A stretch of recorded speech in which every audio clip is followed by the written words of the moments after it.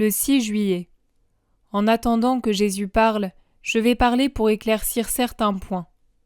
Vous aurez remarqué qu'en date du 28 juin, il y a une prière au très précieux sang.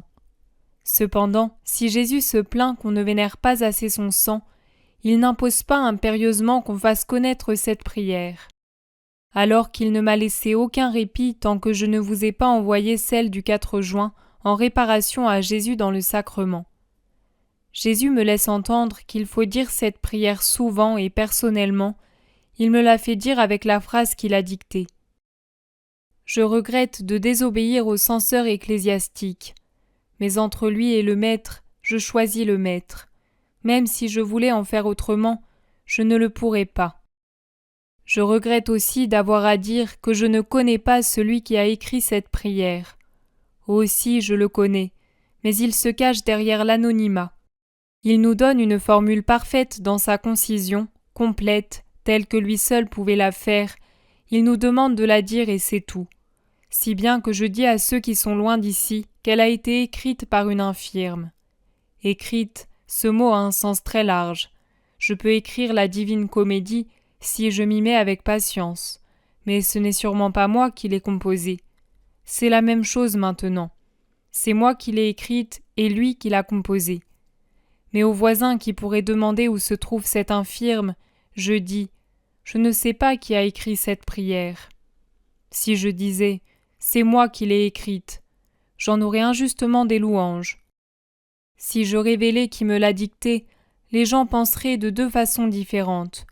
Pour ce qui est de la première, patience, je la subirai en pensant à Jésus qu'on a appelé fou. Mais je ne veux pas qu'on dise la deuxième. Car si Jésus, véritable Samaritain compatissant, se penche sur mon âme qui n'est que déchirure, cela est preuve de son infinie miséricorde et non de mérite de ma part. Je sens avec la même précision que si je l'avais déjà vécu, que si l'orgueil s'emparait de moi, tout serait fini. Je vous le disais ce matin. J'en suis persuadée personnellement, et le bon Jésus le confirme en me disant que l'orgueil tue toutes les vertus, à commencer par la charité. Il apporte donc avec soi la perte de la lumière de Dieu. L'orgueilleux, m'explique Jésus, ne traite pas avec un saint respect le bon Père des cieux, n'a pas d'instinct viscéral de miséricorde pour ses frères et sœurs, se croit supérieur aux faiblesses de la chair et aux règles de la loi.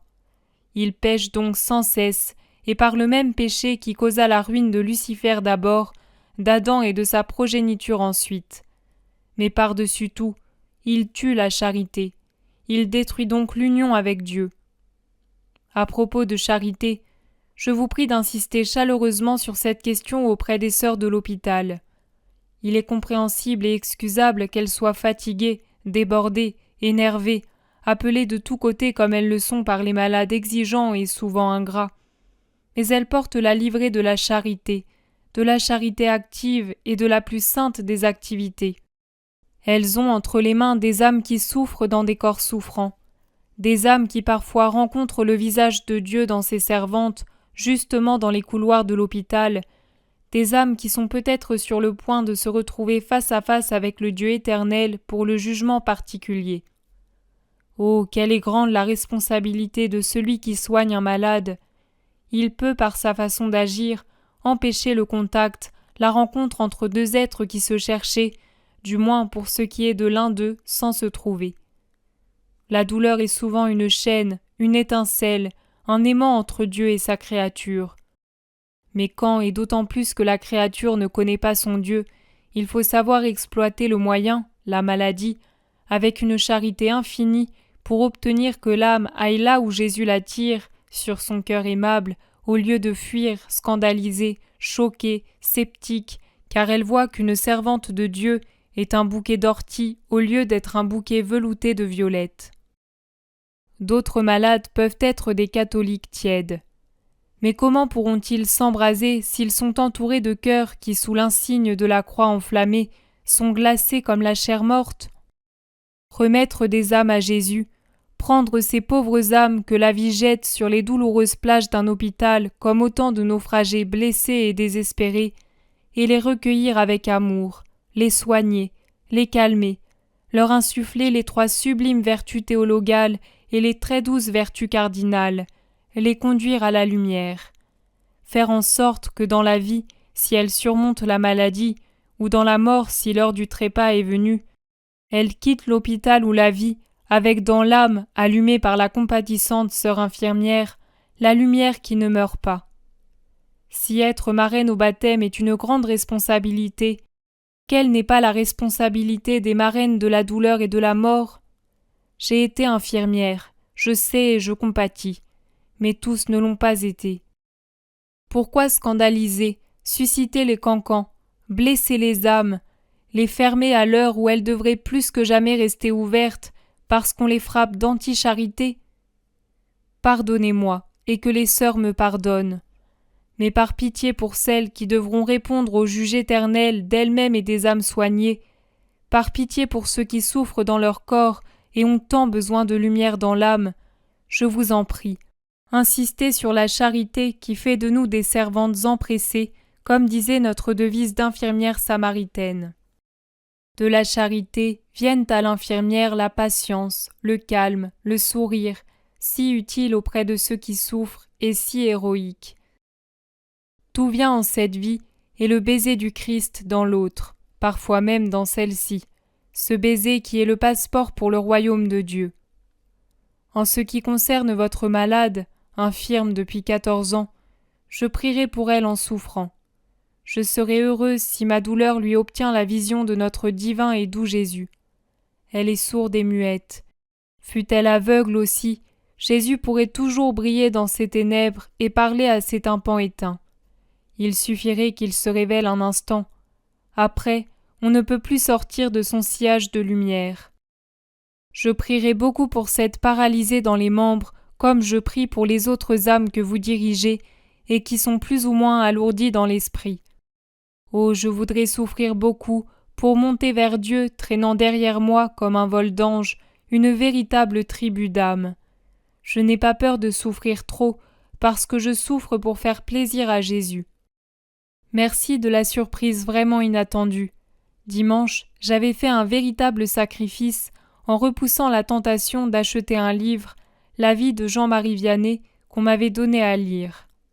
Mais vous voyez comme le Seigneur est bon.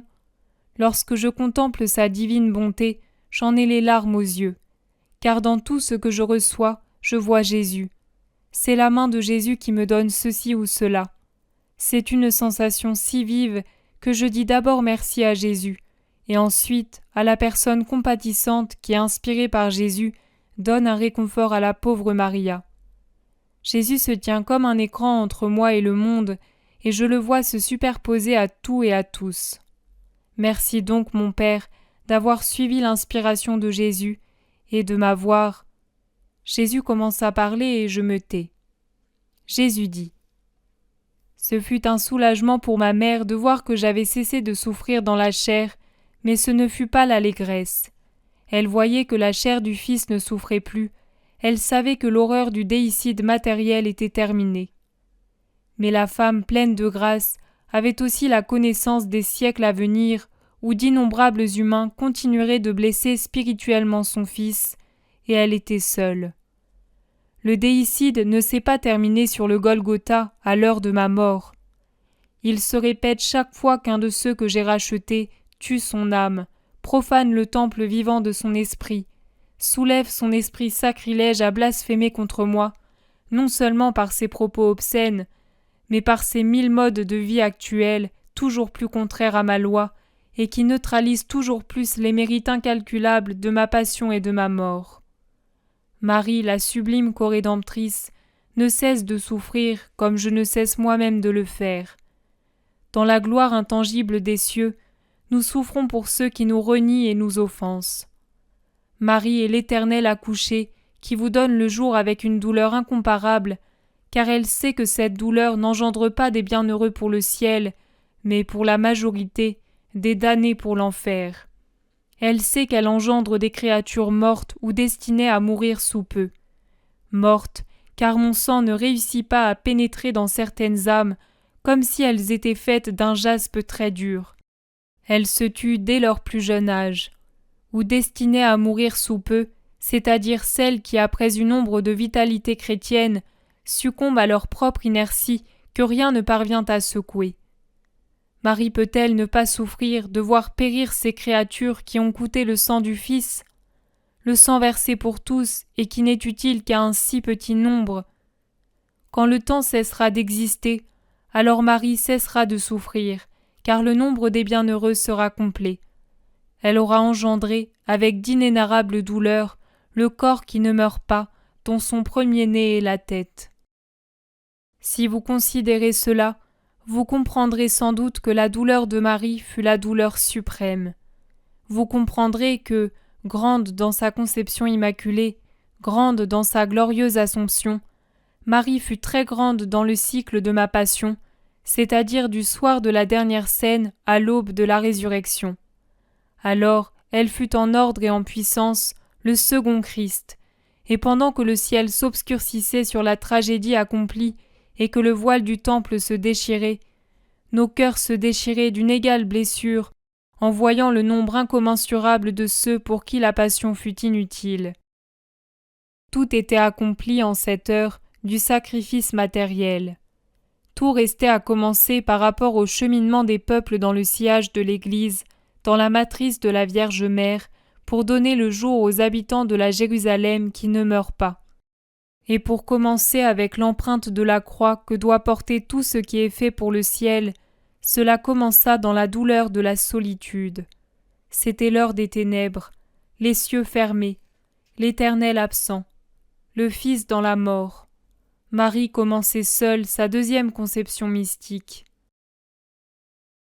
Et maintenant c'est moi, Maria, qui termine. Je disais donc, merci mon Père d'avoir suivi l'inspiration de Jésus et de m'avoir donné le moyen de relire la vie du curé d'Ars. Je l'aime beaucoup car il fut une victime. Quant à moi, je reste dans ma souffrance paisible comme un bébé dans son berceau et un petit oiseau sous l'aile maternelle. Mon soleil me tient lieu de vie, d'antidouleur, de tout. Je me tiens dans son rayonnement et je suis heureuse. Avez-vous jamais observé les pigeons? Quand ils le peuvent, ils se blottissent au soleil, ils ouvrent leurs petites ailes et les soulèvent à tour de rôle pour recevoir le baiser du soleil sous les ailes.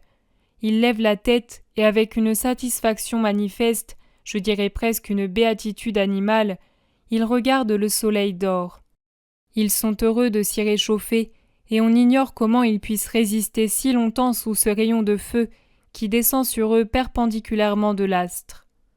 Moi, je suis comme une petite colombe sous le soleil. Je reste là, immobile, et je ne bouge pas, heureuse de me sentir envahir, brûlée par son feu, avec l'espoir d'être bientôt consumée, attirée à lui. Ô mon soleil, comme vous dites si bien, il faudrait qu'un autre éprouve ce que j'éprouve pour le comprendre. Je m'efforce en vain d'expliquer ce qu'est cette lumière, paix, majesté, savoir, beauté. Non, on ne peut vraiment pas dire ce qu'est pour l'âme cette inextinguible, inexprimable, réjouissante splendeur.